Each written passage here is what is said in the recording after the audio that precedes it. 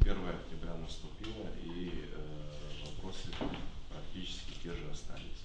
Также в парламент в июле месяце поступило соответствующее изменение в закон президента Республики Абхазия. В комитете оно в работе находится, мы будем тоже актуализировать этот вопрос и все параметры обсуждать. Но мы, собственно, то, что мы предвидели весной, это и произошло. Мы вновь вернулись к этим вопросам. Более того, слышим, сейчас не хочу превращать это в такое широкое обсуждение, спор, что ссылаются на парламент и представители в администрациях, и якобы в кадастровой палате говорят, что вот парламент принял закон. Но нам исполнительная власть этот закон рекомендовала принять. Мы обсуждали эти вопросы вместе с вами.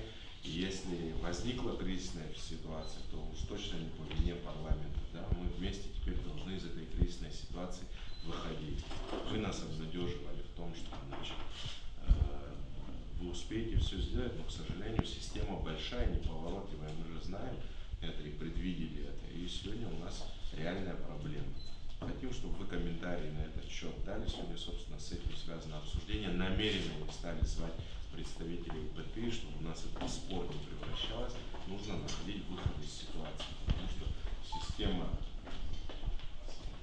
не сказать трещит, да, но есть некоторые сложности уже на местах с реализацией тех или иных полномочий.